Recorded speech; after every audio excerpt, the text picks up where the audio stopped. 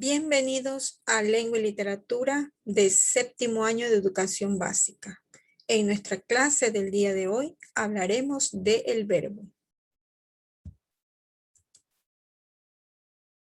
El verbo es una clase de palabra con la que se expresan acciones, procesos, estados o existencia que afectan a las personas o a las cosas. Un verbo tiene variación o accidentes de tiempo, modo, voz, número y persona. Además, cumple con la función de núcleo del predicado. En la pantalla nos muestra ejemplos de acciones del verbo.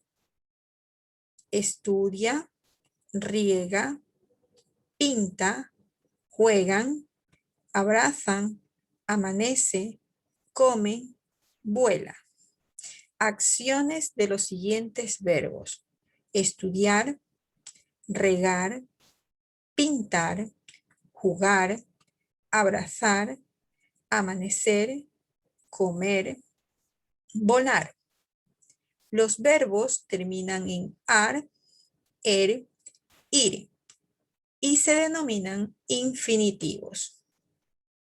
Recordemos que el verbo es la parte de la oración o categoría léxica que expresa existencia, acción, condición o estado del sujeto. El verbo en una oración es el núcleo del predicado.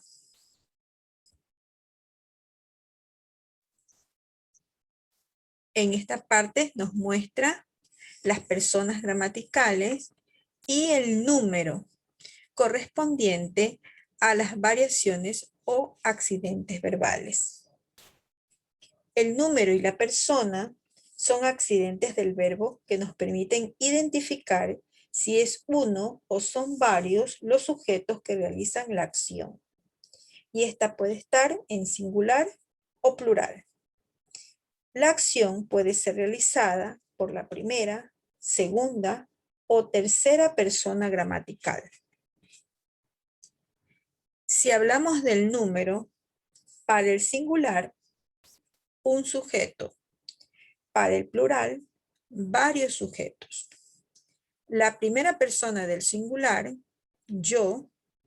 Segunda persona del singular, tú, usted. Y la tercera persona del singular, él o ella. Si hablamos del plural, primera persona, nosotros, nosotras. Segunda persona, vosotros, vosotras, ustedes. Tercera persona, ellos, ellas. La primera persona identifica con el hablante o hablantes. La segunda persona es a la que se le habla. Y la tercera persona se refiere a todo ser u objeto que no es ni la primera ni la segunda persona. Las formas verbales también sitúan la acción en un tiempo determinado y pueden ser presente, pretérito pasado y futuro. Los verbos expresan el momento o tiempo cuando se realiza la acción. Existen tres tiempos verbales: el pasado, el presente y el futuro. Si hablamos del pasado pretérito, la acción ya ocurrió. En el presente, la acción ocurre en este momento, ahora. Y el futuro, la acción ocurrirá después, luego, mañana.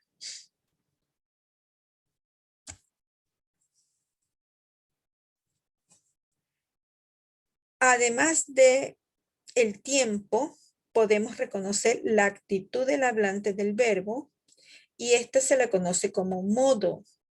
Determina la forma en que se conjugará el verbo. El verbo en español se conjuga en tres modos: el modo indicativo, el modo subjuntivo y el modo imperativo.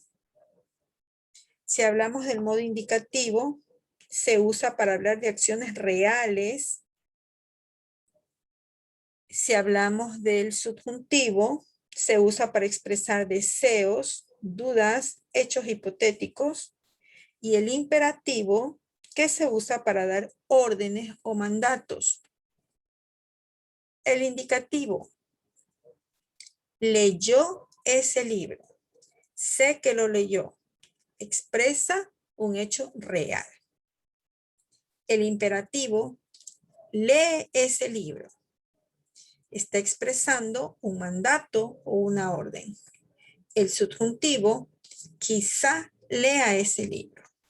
Mantiene una duda de que lo lea. Tanto el modo indicativo como el subjuntivo aparecen en presente, en pasado, futuro, sean formas verbales simples o formas verbales compuestas. El imperativo únicamente aparece en presente y no emplea formas verbales compuestas. En esta parte nos da a conocer los tiempos en que están conjugados tanto el indicativo, el subjuntivo y el imperativo. Vamos a trabajar con el verbo soñar, conjugado en la primera persona del singular en todos los tiempos verbales que se están mostrando. Presente del indicativo, sueño, pretérito imperfecto, soñaba, pretérito perfecto simple, soñé, futuro, soñaré, y el condicional, soñaría.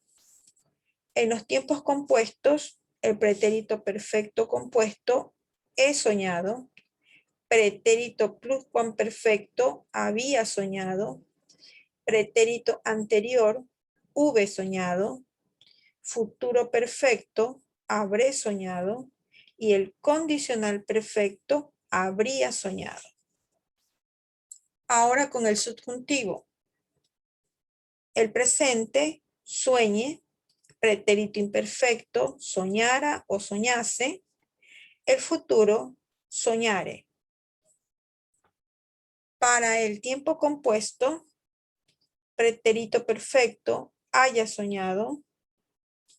Pretérito pluscuamperfecto, hubiera o hubiese soñado. Y el futuro perfecto, hubiere soñado. En el modo imperativo, solo está en presente y sería sueña. La voz es otro accidente del verbo y nos indica si los sujetos de un verbo realizan o reciben la acción. Y esta puede ser voz activa o voz pasiva.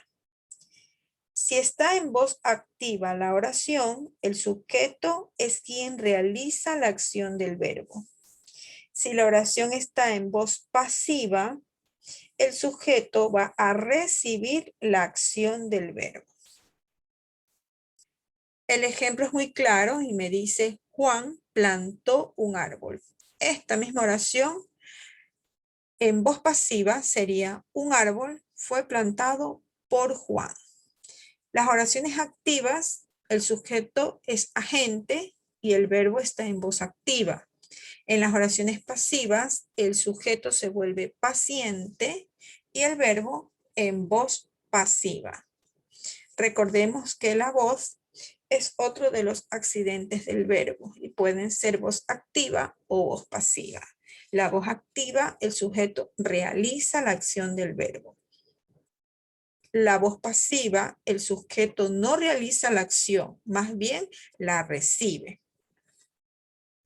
Esto en cuanto a nuestra clase sobre el verbo y los accidentes verbales, modo, tiempo, voz, número y persona. Muchas gracias por atender.